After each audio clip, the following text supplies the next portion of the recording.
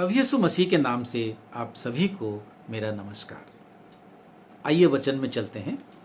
आज हमने लिया है पहला यूहन्ना चौथा अध्याय पहला वचन से 6वें वचन तक, 1 जॉन चैप्टर 4 वर्स 1 to 6, जिसमें लिखा है, हे प्रियो, हर एक आत्मा की प्रतीति ना करो, वरन आत्माओं को परखो कि वे परमेश्वर की ओर से है कि नहीं, क्योंकि बहुत से झूठे भविष्यवक्ता जगत में निकल खड़े हैं। परमेश्वर की आत्मा तुम इस रीति से पहचान सकते हो, जो आत्मा मान लेती है कि यीशु मसीह शरीर में से होकर आया है वो परमेश्वर की ओर से है, और जो आत्मा यीशु को नहीं मानती वो परमेश्वर की ओर से नहीं, वरन वही तो मसीह की विरोधी की आत्मा है, जिसकी चर्चा तुम सुन चुके हो कि वो आने वाला है और अब भी जगत में है।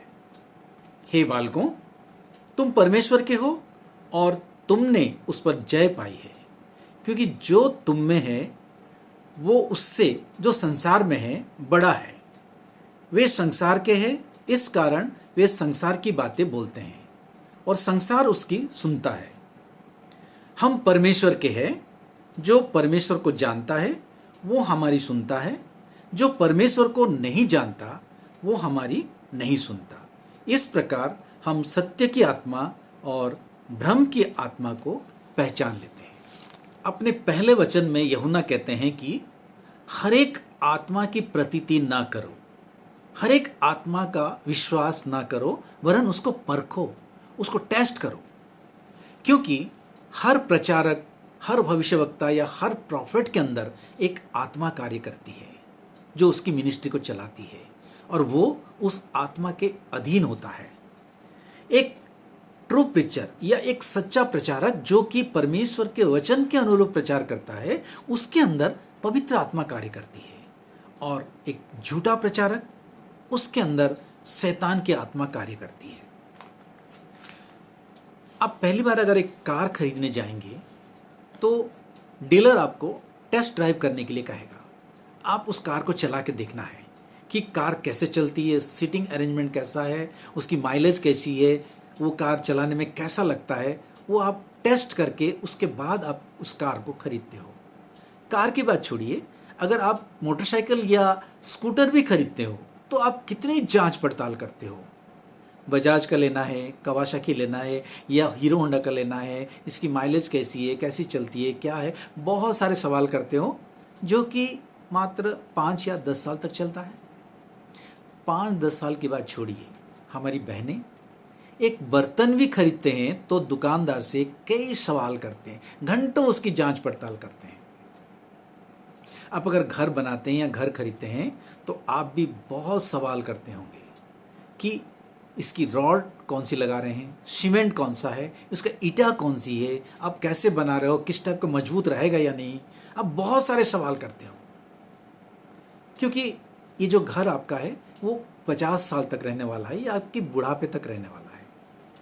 परंतु जो घर 50 साल तक चलता है या आपके बुढ़ापे तक चलता है, उसके लिए आप इतना जांच पड़ताल करते हो, परंतु जो स्वर्ग में आपके लिए घर बनाया जा रहा है उसके लिए कोई चर्चा नहीं करते हो, कोई सवाल नहीं करते हो।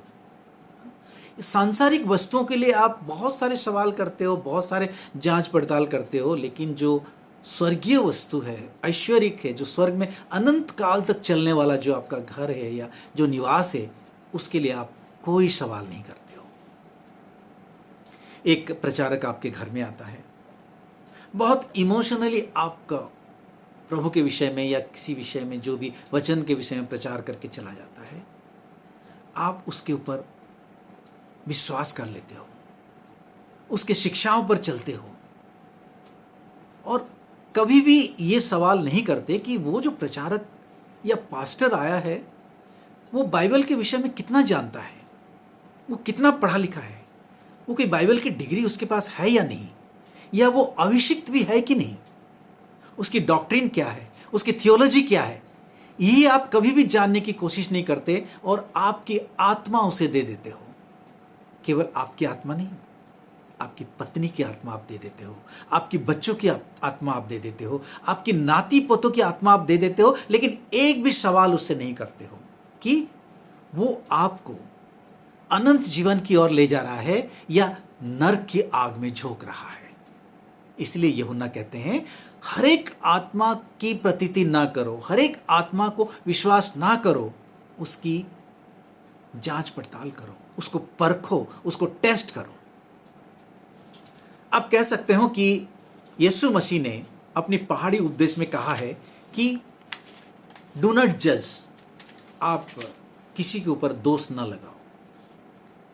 परंतु आप अगर उसकी सही संदर्भ या सही कॉन्टेक्स्ट में जाएंगे तो आप उस जो पहाड़ी उपदेश का डू नॉट जज वाली जो वचन है उसको आप सही तरह से समझ पाएंगे। यीशु मसीह यहां पर कह रहे हैं कि आप पक्षपात के साथ, पूर्वाग्रह के साथ, हिपोक्रेटिकली आप किसी को जज मत करो, किसी को मत जांचो, किसी का विचार मत करो। और किसी को विचार करने से पहले आप पहले अपने आप को जांचो, अपने आप को विचार करो, फिर उसकी विचार करना, फिर उसको जज करना। मत्ती उसका 7वां अध्याय उसका 3 वचन में यीशु मसीह कहते हैं कि पहले अपनी खुद की आंखों से लट्ठा निकाल लो, पहले खुद की आंखों से लट्ठा निकाल लो, फिर अपनी भाई की आंखों का तिनका भली भांति देखकर तुम उसको निकाल सकते हो। यीशु मसीह ने किसी को परखने या किसी को टेस्ट करने के लिए मना यहां पर नहीं किया है। अगर हम पहला थिस्सलुनीकियों 5वां अध्याय 21 और 22 वचन को देखेंगे, फर्स्ट थिस्सलुनियन चैप्टर 5 वर्स 21 to 22, उसमें पौलुस कहते हैं कि सब बातों को परखो, सब बातों को परखो, जो अच्छी है उसे पकड़े रहो, जो अच्छी है उसको पकड़े रहो, सब प्रकार की बुराई से बचे रहो। इसीलिए यूहन्ना कहते हैं कि सब आत्माओं को परखो, सब आत्माओं को परखो, क्योंकि बहुत से झूठे भविष्यवक्ता इस जगत में निकल खड़े हैं, बहुत से झूठे भविष्यवक्ता इस जगत में निकल खड़े हैं। हम आत्माओं को इसलिए परखना चाहिए कि बहुत से झूठे भविष्यवक्ता, बहुत से झूठे प्रचारक, बहुत से झूठे सुसमाचार इस जगत में आ चुका है। इसके विषय में यीशु मसीह खुद सबको सावधान किया था, सतर्क किया था। अगर आप देख सकते हैं मत्ती लिखे सुसमाचार उसका 7वां अध्याय और उसका 15 वचन, मैथ्यू चैप्टर 7 वर्स 15 में यीशु मसीह कहते हैं कि झूठे भविष्यवक्ताओं से सावधान रहो, झूठे भविष्यवक्ताओं से सावधान रहो, सतर्क रहो, कोई तुम्हें ना भरमा पाए, क्योंकि बहुत से ऐसे होंगे जो मेरे नाम से आकर कहेंगे कि मैं मसीह हूं, और बहुत को भरमाएंगे, झूठा मसीह, बहुत सारे झूठा मसीह आएंगे। मत्ती 24:11 में देखते हैं, वहां यीशु मसीह कहते हैं कि बहुत से झूठे भविष्यवक्ता उठ खड़े होंगे और बहुतों को भरमाएंगे, बहुतों को भरमाएंगे। आगे मत्ती 24 में कहते हैं, मत्ती 24 में यीशु मसीह कहते हैं, क्योंकि झूठे मसीह, एंटी क्राइस्ट, झूठे मसीह और झूठे भविष्यवक्ता उठ खड़े होंगे और बड़े चिन्ह और अद्भुत काम दिखाएंगे, बड़े चिन्ह और चमत्कार दिखाएंगे वो, कि यदि हो सके तो तुम अपने शिष्यों को कहते हैं कि तुम चुने हुए को भी भरमा देंगे वो। पौलुस 2 कुरिन्थियों 11, 13 और 14 वचन में, गलातियों 1 उसका 9 वचन में, पहला पत्रस 21 उसका 1 और 3 वचन में झूठे भविष्यवक्ताओं के विषय में आगाह किया है, सावधान किया है। और यूहन्ना भी कहते हैं बहुत से झूठे भविष्यवक्ता जगत में निकल खड़े होंगे। यूहन्ना के समय भी झूठे भविष्यवक्ताओं का भरमार था और आज भी है। हमारे आसपास आजकल सोकल्ड प्रॉफिट्स और सोकल्ड एपोस्टल्स बहुत मिल जाएंगे, जो कहते हैं कि मुझे प्रभु ने ऐसा कहा, मुझे प्रभु ने वैसा कहा, मुझे प्रभु ने दर्शन दिया। पौलुस को भी उतना दर्शन नहीं मिला होगा जितना दर्शन आजकल के प्रॉफिट्स और पास्टर्स को मिल जाता है। आजकल बहुत सारे ऐसे चर्चेस हैं, बहुत सारी कलीसियां हैं जहां पर केवल ही केवल भविष्यवाणी या प्रोफेसी या चंगाई सभा होती है। सुसमाचार प्रचार और वचन का प्रचार ना के बराबर होता है। आजकल लोग बाग आत्मा की बातें बहुत करते हैं। आत्मा ने मुझे ऐसा कहा, आत्मा ने मुझे वैसा कहा। और कलीसिया के अंदर भी कईयों के ऊपर आत्मा आ जाती है। उस समय वो अपने कंट्रोल में नहीं रहता है, वो चीखता है, चिल्लाता है और लोटपोट हो जाता है जमीन पर।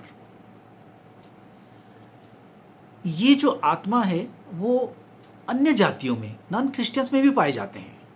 जैसे उनके पूजा के समय, उनके त्योहार के समय, उनके किसी के ऊपर भी आत्मा आ जाती है और वो भी अपने कंट्रोल में नहीं रहते हैं। वो नाचते हैं, गाते हैं, चिल्लाते हैं, कूदते हैं। आत्माएं 3 प्रकार की होती है। एक मनुष्य की आत्मा, एक पवित्र आत्मा और तीसरी है शैतान की आत्मा। अगर कोई आत्मा से होकर प्रोफेसी कर रहा है या अन्य भाषाओं में बात कर रहा है तो हमें उसको परखना जरूरी है कि वो पवित्र आत्मा से प्रेरित होकर ये सब कर रहा है या कोई दूसरी आत्मा से। ये हम जान सकते हैं बाइबल के वचन के आधार पे। पहला कुरिन्थियों उसका 14 अध्याय 27 और 28 वचन में बाइबल कहती है, यदि अनुवाद करने वाला ना हो, यदि अनुवाद करने वाला ना हो तो अन्य भाषा बोलने वाला शांत रहे। प्रेरितों के काम 2 अध्याय 4 वचन में हम देख सकते हैं कि पेंटिकोस्ट के दिन सब पवित्र आत्मा में भर गए और जिस प्रकार आत्मा ने उन्हें बोलने की सामर्थ्य दी वे अन्य अन्य भाषा बोलने लगे।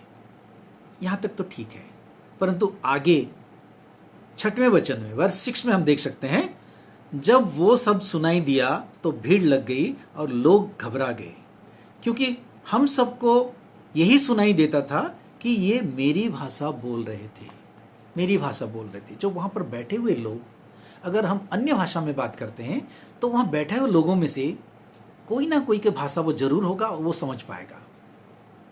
ये बाइबल बताती है। पवित्र आत्मा से प्रेरित होकर कोई अगर प्रोफेसी करता है तो वो केवल परमेश्वर की जो अलौकिक, ऐश्वरिक, डिवाइन दर्शन की बातें करेगा, ना कि वो संसारिक धन दौलत की बात करेगा। जैसे कि मैं देख रहा हूँ कि तुम्हारे घर के सामने एक लाल रंग की गाड़ी खड़ी है, एक कार खड़ी है। मैं देख रहा हूँ तुम्हारा एक बहुत सुंदर भवन बन के तैयार हो रहा है। ये सब संसारिक बातें पवित्र आत्मा से प्रेरित होकर कोई भी प्रोफेसी नहीं करता है। पवित्र आत्मा का एक फल है धीरज, सेल्फ कंट्रोल। उससे भी हम जान सकते हैं कि उसके ऊपर कौन सी आत्मा आई है। अगर वो धीरज है, शांत है, कंट्रोल में है तो वो पवित्र आत्मा है, नहीं तो नहीं है। पहला कुरिन्थियों 14 अध्याय 40 वचन, 1 Corinthians वर्स 14, चैप्टर 14 वर्स 40। सारी बातें सभ्यता और क्रमानुसार की जाए, सारी बातें क्रमानुसार और ऑर्डरली की जाए, क्योंकि हमारा परमेश्वर गड़बड़ी का नहीं परंतु शांति का परमेश्वर है। 33 वचन, इसमें यह लिखा है कि हम जो भी करेंगे वो इन ऑर्डर करेंगे और शांति से करेंगे, तो हम समझ जाएंगे कि ये पवित्र आत्मा का कार्य है। कुछ दिन पहले की घटना मैं आपको बताता हूँ कि हमारे एक पास्टर के घर में एक दुष्ट आत्मा कई सालों से परेशान कर रहा था। उस दुष्ट आत्मा का पता लगाया एक प्रॉफिट ने, और जैसा कि कहा जाता है कि उस पास्टर के घर से एक डिब्बे के अंदर कोई दुष्ट आत्मा बंद था और उसको निकाल के बाहर फेंक दिया गया। उसके बाद उनकी घर की खुशहाली लौट आई। हालेलुया। वहाँ पर सब हालेलुया चिल्लाने लगे जो गवाही दे रहे थे। मैं भी हालेलुया बोला। फिर उसके बाद मेरे मन में एक सवाल आया, मेरे मन में एक प्रश्न आया कि एक प्रभु के दास के घर पे, और जिनका घर भी एक चर्च के कंपाउंड के अंदर है, प्रभु के दास का घर एक चर्च के कंपाउंड के अंदर है, वहां पर एक दुष्टात्मा इतने सालों से कैसे रह सकती है? क्योंकि बाइबल ही कहती है कि जहां पर प्रभु का निवास है वहां पर दुष्टात्मा रह नहीं सकती, उसके आसपास भी भटक नहीं सकती। मरकुस 5:7-8, मार्क चैप्टर 5 वर्स 7-8, उसमें लिखा है, बुरी आत्माएं प्रभु से डरती है ये और हम सुन चुके हैं कि वो प्रभु के दास जो पास्टर है वो कई सारे दुष्टात्माओं को, दूसरे के ऊपर जो दुष्टात्मा आती उनको वो निकाल चुके हैं। और ऐसे पास्टर के यहाँ एक दुष्टात्मा वास कर रहा था और एक प्रॉफिट ने उनको एक चीज़ बताया कि तुम्हारे घर में दुष्टात्मा है, तो उन्होंने उस दुष्टात्मा को निकाला। अगर एक बार मान लेते कि ये संयोग हो सकता है, तो वो प्रॉफिट जिनको ये प्रोफेसी मिला वो किसकी आत्मा से प्रोफेसी मिला, ये सोचने वाली बात है। इसीलिए यूहन्ना कहते हैं कि आत्माओं को परखना जरूरी है, आत्माओं को परखना जरूरी है। हमारे डिनोमिनेशंस अलग अलग हो सकते हैं, कोई बैप्टिस्ट है, कोई मेथोडिस्ट है, कोई लुथरान है या कोई पेंटिकॉस्टल है। हमारे आराधना करने की विधि भी अलग हो सकता है, हमारे प्रभु भोज लेने की विधि अलग हो सकता है या बपतिस्मा लेने की विधि भी अलग हो सकता है। परंतु क्रिश्चियनिटी में कुछ बेसिक डॉक्ट्रिन्स है जो सब में कॉमन है। जैसा प्रभु यीशु मसीह परमेश्वर के पुत्र थे, उन्होंने मनुष्य के रूप में इस धरती पर जन्म लिया और हमारे पापों की क्षमा के लिए क्रूस पर मृत्यु को भोगा और तीसरे दिन वे जी उठे। इन डॉक्ट्रिन्स को जो मानता है वे परमेश्वर की ओर से है, और इन्हें जो नहीं मानता वे परमेश्वर की ओर से नहीं है। ऐसे कुछ डिनोमिनेशंस है जो अपने आप को क्रिश्चियन या मसीह तो कहलाते हैं, परंतु इन डॉक्ट्रिन्स को नहीं मानते। वे नहीं मानते कि परमेश्वर के पुत्र जो यीशु मसीह है वो मनुष्य के रूप में जन्म लिए थे। वे ट्रिनिटी पर विश्वास नहीं करते, त्रिएक परमेश्वर पर विश्वास नहीं करते, और हमारी पापों की क्षमा के लिए प्रभु यीशु मसीह मृत्यु को भोगा, ये भी कुछ डिनोमिनेशन विश्वास नहीं करते। यूहन्ना के समय से ही नास्तिक नाम का एक डिनोमिनेशन का उदय हुआ था। उनका ये मानना था कि हर सांसारिक चीज बुरी या इविल होती है, इसीलिए प्रभु यीशु मसीह के मनुष्यत्व या मनुष्य के रूप में इस संसार में जन्म लेना ये उनके हिसाब से इविल था, इसलिए ये हो नहीं सकता था। प्रभु यीशु मसीह मनुष्य के रूप में जन्म नहीं लिए थे, ये नास्टिक्स मानते हैं। और एक डिनोमिनेशन है यहोवा विटनेस। वे यहोवा को परमेश्वर तो मानते हैं परंतु प्रभु यीशु मसीह को नहीं मानते हैं। उनका थियोलॉजी कहता है कि प्रभु यीशु मसीह का क्रूस पर मृत्यु जो हुआ वो हमारे पापों की क्षमा के लिए नहीं हुआ। और एक डिनोमिनेशन है मॉर्मनिज्म। ये पंथ के लोगों का मानना है कि प्रभु यीशु मसीह जो लूसीफर का आत्मिक भाई थे। यूहन्ना कहते हैं कि जो आत्माएं यीशु मसीह को नहीं मानते वो परमेश्वर की ओर से नहीं है, ये मसीह विरोधी या एंटी क्राइस्ट की आत्मा है। अब कुछ ऐसे डिनोमिनेशंस की चर्चा करते हैं जो ये विश्वास करते हैं कि प्रभु यीशु मसीह परमेश्वर के पुत्र थे, उन्होंने मनुष्य के रूप में इस धरती पर जन्म लिया। वे यीशु मसीह के पुनरुत्थान पर भी विश्वास करते हैं, जैसे कि हमारा रोमन कैथोलिक चर्च। वे क्रिश्चियनिटी के बेसिक डॉक्ट्रिन्स को तो मानते हैं, परंतु उनकी शिक्षा ये है कि उद्धार चर्च के द्वारा बपतिस्मा और प्रभु भोज से मिलता है। ये बाइबल की शिक्षाओं के विपरीत है, क्योंकि बाइबल ये कहती है कि उद्धार केवल परमेश्वर की अनुग्रह ही से मिलता है। दूसरी बात, वे यीशु मसीह के क्रूस पर मृत्यु को आंशिक रूप से स्वीकार करते हैं। उनका ये मानना है कि आज भी यीशु मसीह को स्वर्ग पे क्रूस पर चढ़ाया जाता है और प्रभु भोज के दिन स्वर्ग से यीशु मसीह का लहू विश्वासियों का कप जिसमें दाखरस रहता है उसमें टपकता है और वो दाखरस लहू बन जाता है। ये सुसमाचार के शिक्षाओं के अनुरूप नहीं है। तीसरी बात, वे बाइबल वर्जित घृणित मूर्ति पूजा पर विश्वास करते हैं।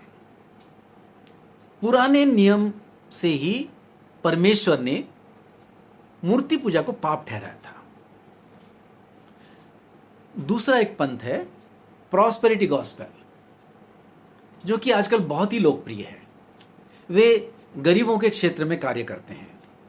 वे गरीब लोगों को आर्थिक समृद्धि, सफलता और चंगाई का सपना दिखाते हैं, वे केवल सांसारिक सुख सुविधाओं की बातें करते हैं। उनका प्रचार से प्रभावित होकर लाखों लोग, जिनके पास थोड़ा बहुत भी पैसा बचा है, उस पैसे को वो भेंट चढ़ा देते हैं अमीर बनने की चाह में। ये पंथ गरीब और बीमारों को अपना शिकार बनाती है और वे खुद बहुत अमीर बन जाते हैं। विदेशों में उनके पास चार्टर्ड प्लेन्स होते हैं। उनकी शिक्षा यीशु मसीह के शिक्षा के विपरीत है और वे झूठा सुसमाचार को प्रचार करते हैं। जैसे कि यीशु मसीह ने कहा है मत्ती 6:24 में, मैथ्यू चैप्टर 6 वर्स 24 में यीशु ने कहा है, कोई मनुष्य 2 स्वामियों की सेवा नहीं कर सकता, क्योंकि वो एक से बैर और दूसरे से प्रेम रखेगा, या एक से निष्ठावान रहेगा और दूसरे का तिरस्कार करेगा। तुम परमेश्वर और धन दोनों की सेवा नहीं कर सकते। दूसरे वचन लूका 18:24 और मत्ती 19:24 में भी यही बातें कही गई है कि धनवानों का परमेश्वर के राज्य में प्रवेश करना कठिन है। इसीलिए प्रॉस्पेरिटी गॉस्पेल बाइबल के विरुद्ध है और यीशु मसीह के शिक्षाओं के विरुद्ध है। इसीलिए ये एक फॉल्स टीचिंग्स है। प्रॉस्पेरिटी गॉस्पेल की तरह ही और भी कुछ पंथ है, करिश्मेटिक पेंटिकॉस्टल मूवमेंट और फेथ मूवमेंट। वे चिन्ह और चमत्कार पे ज़्यादा विश्वास रखते हैं। परंतु आप लोग प्लीज़ ये ना समझे कि मैं चिन्ह और चमत्कार के विरोध में कोई बात कर रहा हूँ। दरअसल मेरे खुद के ऊपर भी चमत्कार हुए हैं और प्रभु यीशु मसीह बहुत से चिन्ह और चमत्कार किए हैं। मैं उन चिन्ह और चमत्कार के विषय में बात यहाँ पर कर रहा हूँ जिसकी दावा आजकल हर कोई करता है कि उनको ये वरदान मिला हुआ है। परंतु बाइबल कहती है कि हर चिन्ह और चमत्कार परमेश्वर की ओर से नहीं है। ये आप देख सकते हैं पहला थिस्सलुनीकियों उसका 2 अध्याय 9 से 12 वचन में। मत्ती लिखित सुसमाचार उसका 7वां अध्याय में एक बहुत ही सुंदर विषय की वर्णना है।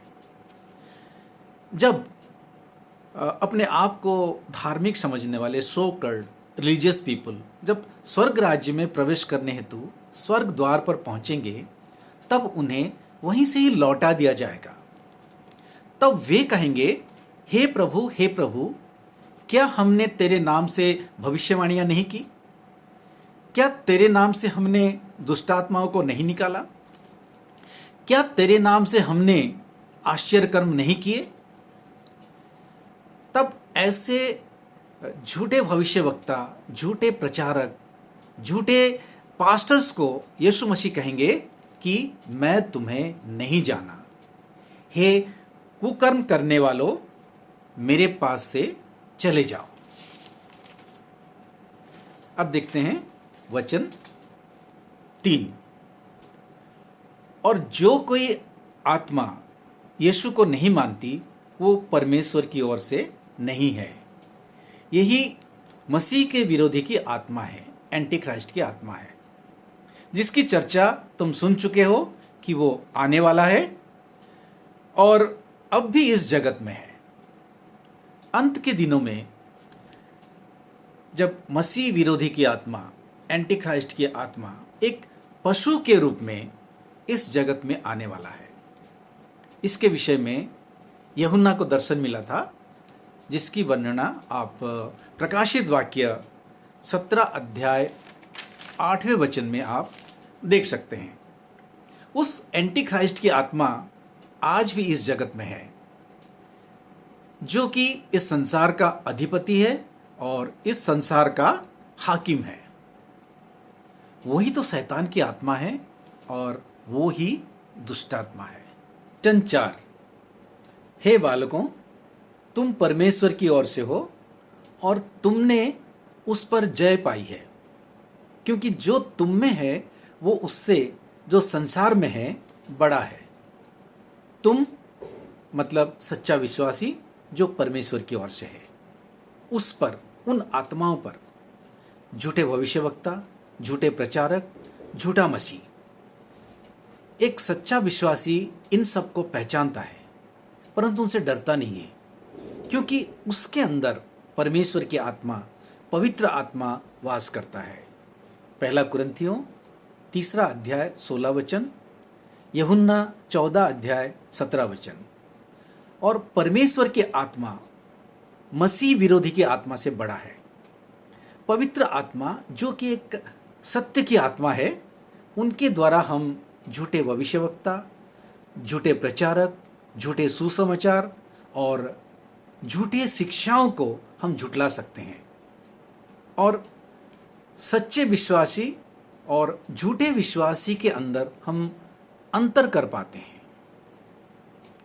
कभी कभी ये पाया गया है कि परमेश्वर ने खुद ही इन झूठे आत्माओं को कलीसिया के अंदर भेजता है, ताकि कलीसियाओं में जो झूठे विश्वासी है उनको अलग किया जा सके, उनको बाहर किया जा सके।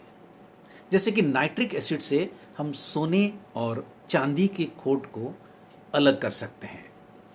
परमेश्वर ने खुद ही असूर को भेजा था इज़राइलियों को दंड देने के लिए, जब इज़राइलियों ने परमेश्वर की आज्ञा को अमान्य किया था। गेहूं और जंगली पौधे की दृष्टांत के द्वारा प्रभु यीशु मसीह ने भी समझाया था कि किस तरह अंत के दिनों में झूठे विश्वासियों को सच्चे विश्वासियों से अलग किया जाएगा और नरक की आग में झोंक दिया जाएगा। वचन 5 वर्स 5, वे संसार के हैं, इस कारण वे संसार की बातें बोलते हैं और संसार उनकी सुनता है। इस संसार के लोग, सांसारिक लोग सत्य को सुनना पसंद नहीं करते हैं, क्योंकि सत्य परमेश्वर की ओर से है और ऊपर से है। ये संसार झूठ और बुराई का उपज है। सांसारिक लोग सांसारिक बातें करते हैं और सांसारिक बातें ही सुनना पसंद करते हैं। मैंने आपको प्रॉस्पेरिटी गॉस्पेल के विषय में बता चुका हूं। वे धन दौलत और चंगाई जैसी सांसारिक बातें ही करते हैं। ये सब सुनना सांसारिक लोगों को पसंद है, इसलिए उनकी सभाओं में, उनकी कलीसियाओं में ऐसे लोगों की बहुत भीड़ होती है। उनका संदेश, उनका ज्ञान, उनका सोच सब सांसारिक होता है। वे पश्चाताप का संदेश नहीं देते, वे खुद को अस्वीकार करने के संदेश नहीं बताते, वे अपने पीठ पर क्रूस को लाद कर चलने की बातें नहीं करते, क्योंकि ये कठिन है और ये संसार के लोग सुनना नहीं चाहते। वचन 6 वर्स 6, हम परमेश्वर के हैं, जो परमेश्वर को जानता है वो हमारी सुनता है, जो परमेश्वर को नहीं जानता वो हमारी नहीं सुनता। इस प्रकार हम सत्य की आत्मा और भ्रम की आत्मा को पहचान लेते हैं। हम परमेश्वर के हैं, यहाँ पर हम शब्द का उपयोग हम सब मसीहियों के लिए नहीं किया गया है। हम का अर्थ है प्रभु यीशु मसीह के चुने हुए उन 12 प्रेरित। उस समय वो 12 प्रेरित जगत में थे और उनकी बातें साक्षात लोग सुनते थे, परंतु आज वे नहीं हैं। परंतु उनका लिखा हुआ वचन हम पढ़ते हैं, जो पवित्र आत्मा से प्रेरित है, और मानते हैं कि वचन परमेश्वर की ओर से है। यूहन्ना कहते हैं कि जो परमेश्वर को जानता है वो हमारी सुनता है। पर आज हम कह सकते हैं कि जो परमेश्वर को जानता है वो बाइबल के वचन को सुनता है। परमेश्वर का वचन सत्य है और मानक, यानी एक यूनिट है जिसके द्वारा हम अन्य आत्माओं को परख सकते हैं। यीशु मसीह यूहन्ना 10:27 में कहा है, मेरी भेड़ें मेरा शब्द सुनती है। आज हम यीशु मसीह के आवाज़ को कैसे सुन सकते हैं? बाइबल के वचन के द्वारा, पवित्र आत्मा की मदद से। और जो परमेश्वर की ओर से नहीं है वे बाइबल की वचन को नहीं सुनते। इस प्रकार हम सत्य की आत्मा और भ्रम की आत्मा को पहचान लेते हैं। सत्य की आत्मा परमेश्वर की आत्मा है, पवित्र आत्मा है। और भ्रम की आत्मा क्या है ये हम देखते हैं यूहन्ना लिखित सुसमाचार उसका 8वां अध्याय 44 वचन, जॉन चैप्टर 8 वर्स 44। तुम अपने पिता शैतान से हो। तुम का मतलब है यहूदियों को कह रहे हैं कि तुम अपने पिता शैतान से हो और अपने पिता की लालसाओं को पूरा करना चाहते हो। वो तो आरंभ से ही हत्यारा है और सत्य पर स्थिर न रहा, क्योंकि सत्य उसमें है ही नहीं। अब वो झूठ बोलता तो अपने स्वभाव से ही बोलता है, क्योंकि वो झूठा है वरन झूठ का पिता है। यहाँ पर झूठ का पिता का मतलब क्या है? झूठ का पिता का मतलब है झूठ का उत्पत्ति और उद्गम जो है वो शैतान की ओर से है, यानी पिता की ओर से है। वो झूठ, छल और अंधकार का एक स्रोत है। भ्रम की आत्मा के पीछे शैतान कार्य करती है, जिससे कि संसार में भ्रम और गड़बड़ी फैल जाता है।